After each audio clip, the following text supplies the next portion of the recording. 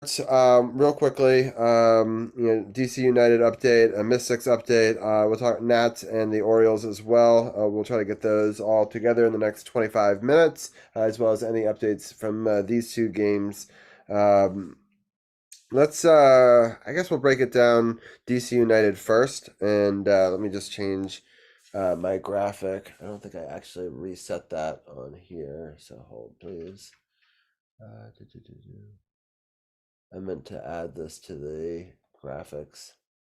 I didn't. So anyway, DC United, unfortunately, so they had a draw the last couple of weeks.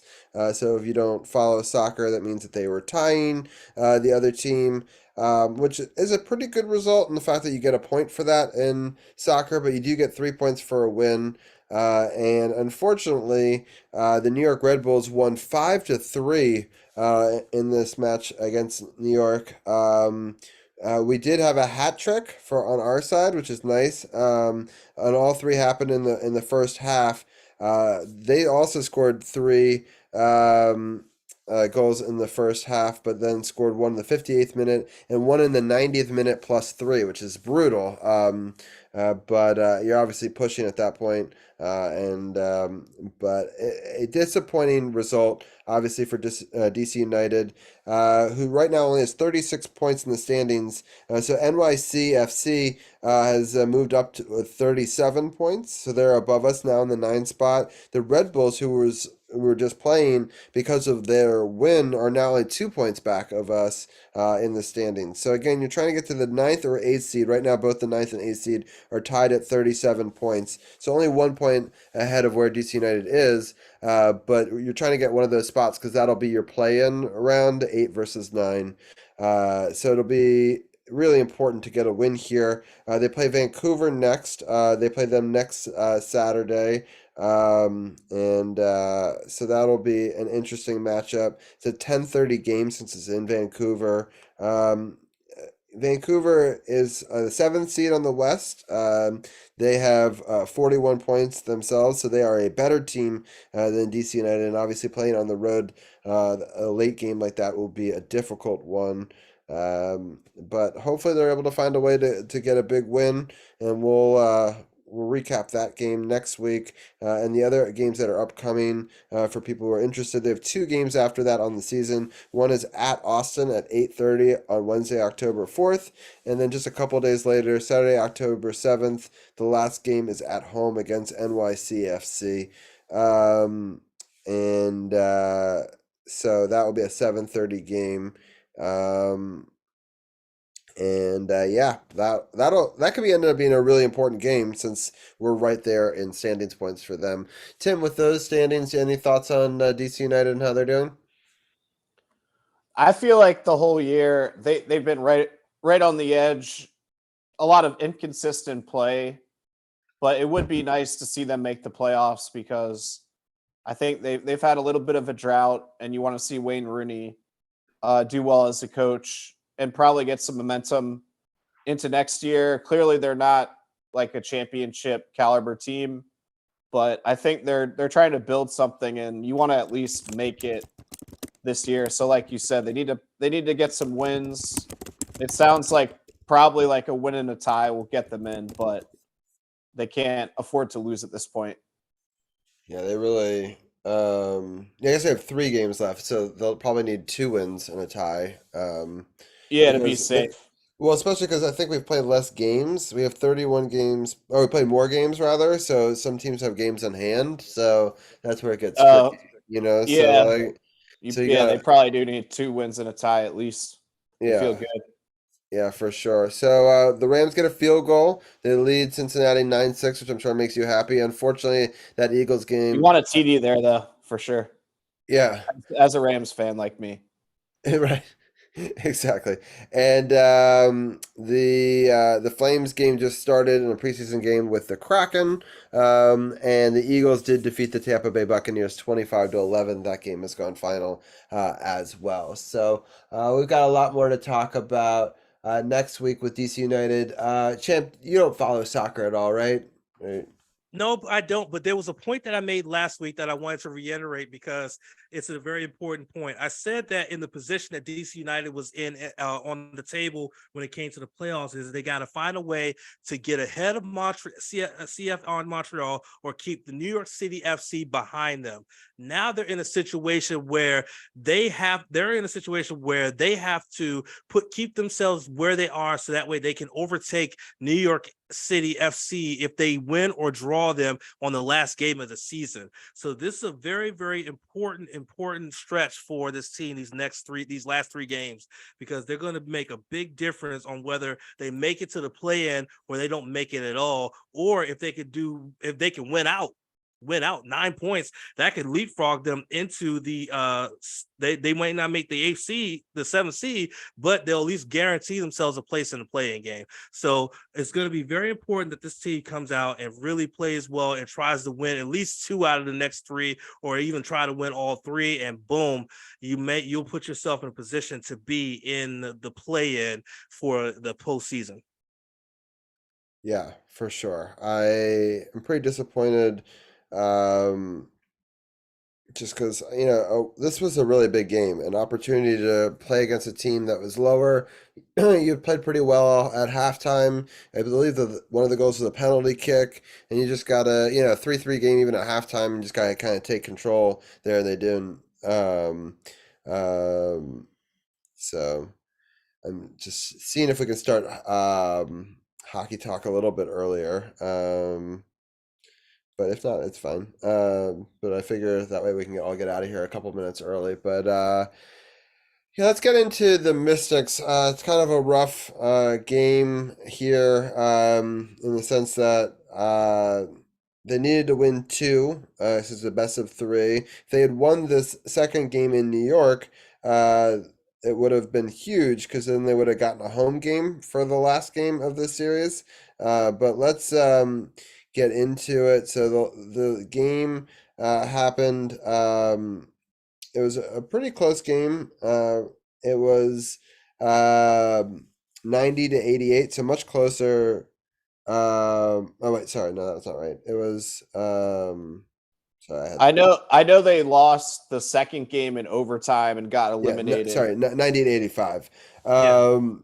So yeah, go through the scoring real fast. Liberty was up 21-18 in the first. They outscored them 25-17 in the second.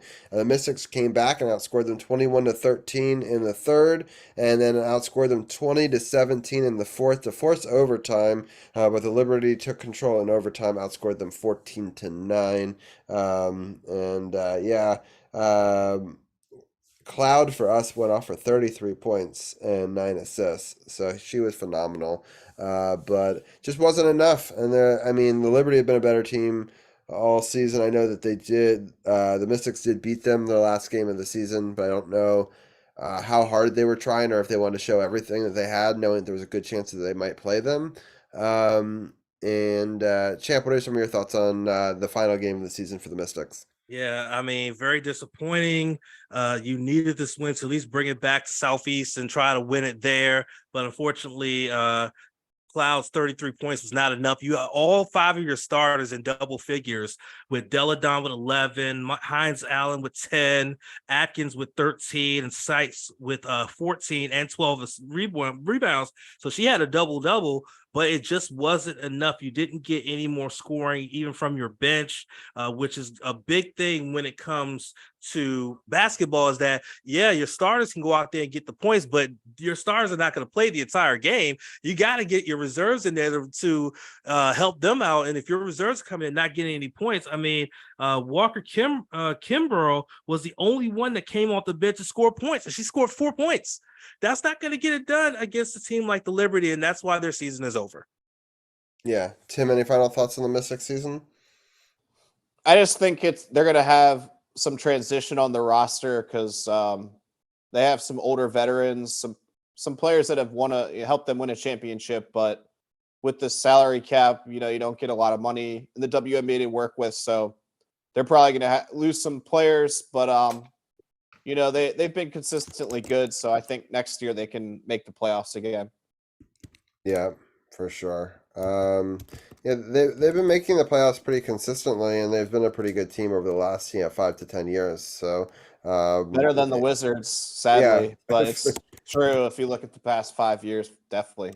yeah, for sure. Let's change gears real quickly to some MLB before we get Tim out of here.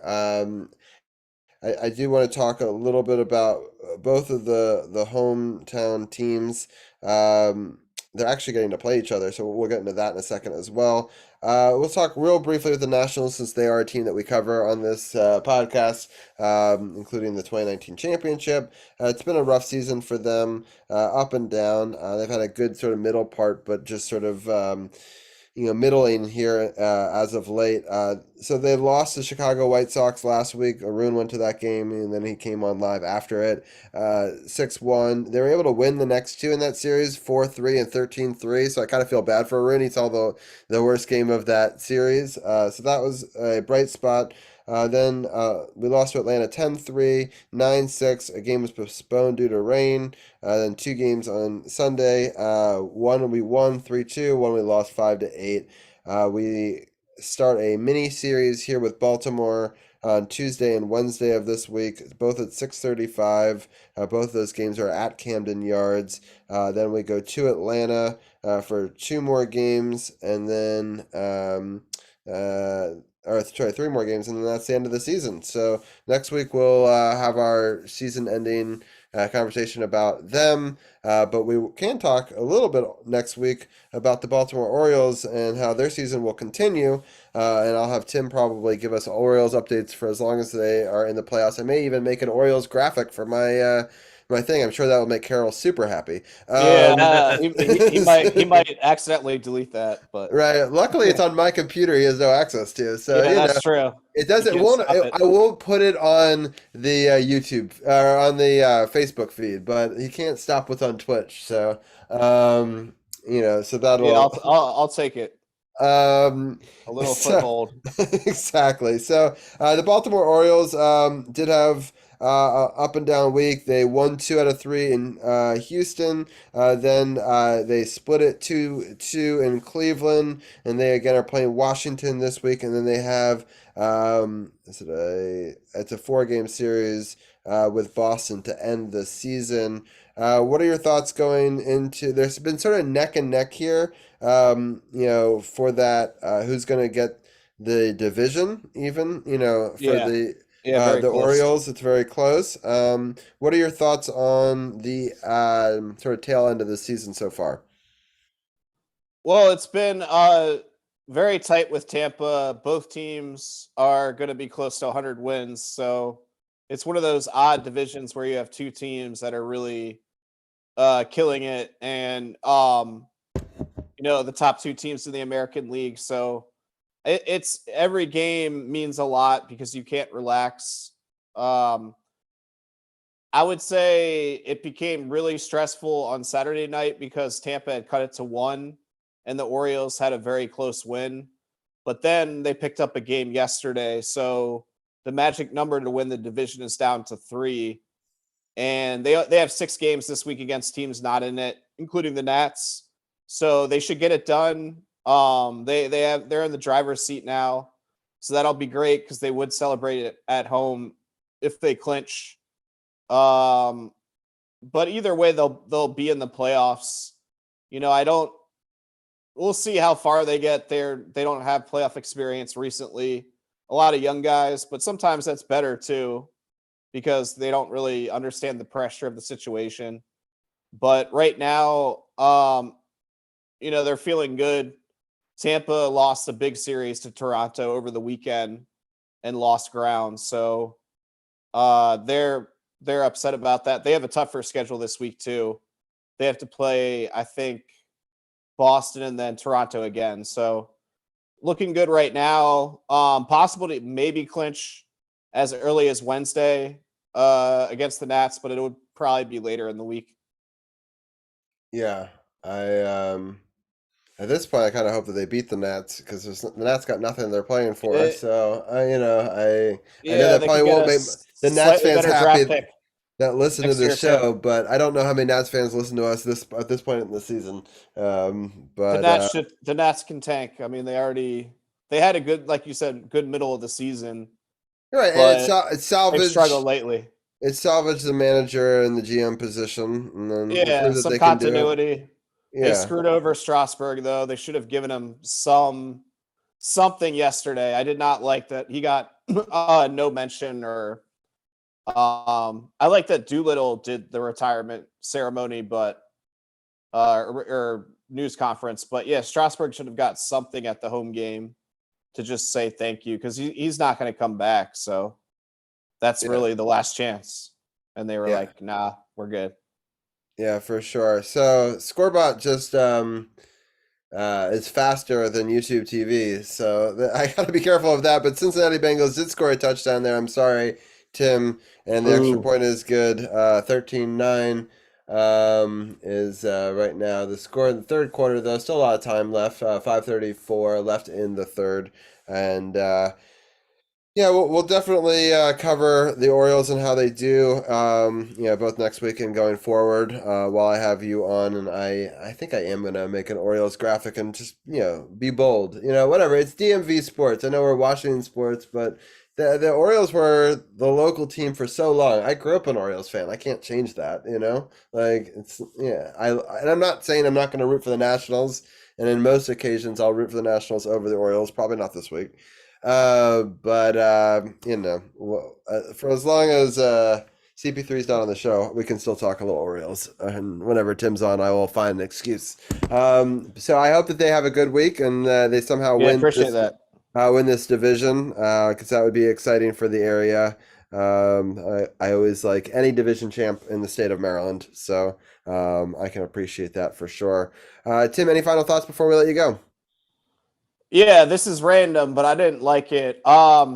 So Buffalo trolled Washington after winning yesterday on Twitter, and they did like a Buffalo graphic crushing Old Bay thing, and I was like, that's the wrong team. Like Old Bay is Baltimore. I mean, I get it that Washington plays in Maryland, but that's not that's like just bad on so many levels. If So they wanted to troll smartly, they could have crushed a box of chicken wings with mumble sauce and fries. That would have been better. Not Old yeah, Bay. Come on, yeah, guys. mumbo sauce or like a picture of the Capitol building getting smashed or something.